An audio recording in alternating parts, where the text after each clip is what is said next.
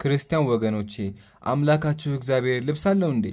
መጽሐፍ ቅዱስ ላይ ሳነብ እንደዚያ የሚል አግኝቻለሁ። ላሳያችሁ።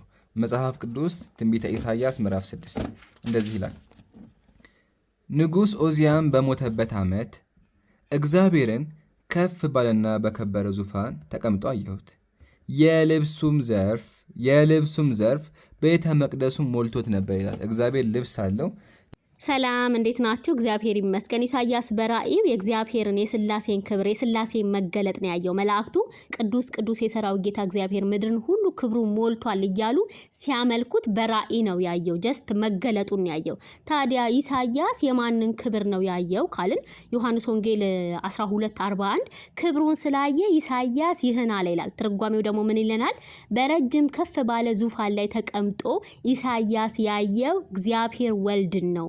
በዘመነ ሐዲስ ስጋ ለብሶ ሰው ሆኖ ወንጌልን በሚሰብክ ጊዜ አይሁድ እንደማይቀበሉት ኢሳይያስ አስቀድሞ ትንቢት ተናገረ ይላል። ስለዚህ ኢሳይያስ የማንን ክብር ነው ያየው? የጌታ ኢየሱስን ክብር ነው ያየው። ወደ ታች ደግሞ ወረድ ስትል 8 ላይ የጌታም ድምጽ ማንን እልካለሁ? ማንስ ይሄድልናል ሲል ሰማው። እኔም እነሆኝ እኔን ላከኝ አልሁ። እርሱም ሂድ፣ ይህን ሕዝብ መስማት ትሰማላችሁ፣ አታስተውሉም፣ ማየትም ታያላችሁ፣ አትመለከቱም በላቸው።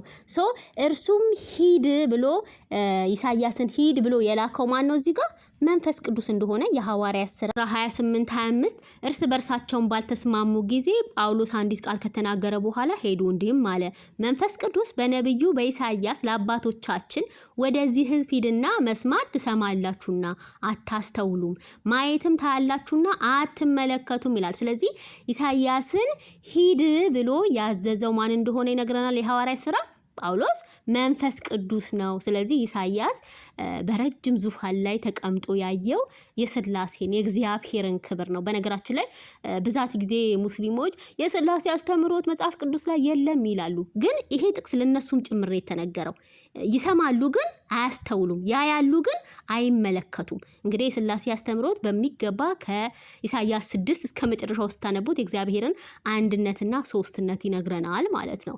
ስለዚህ ኢሳይያስ ጀስት መገለጥ ነው ያየው። እግዚአብሔር እርሱ በወደደው መጠን ነቢያቱ አቅማቸው በሚችለው መጠን እግዚአብሔር ይገለጥላቸዋል፣ ያናግራቸዋል። ስለዚህ ኢሳይያስም ያንን ነው በራእይ ያየው።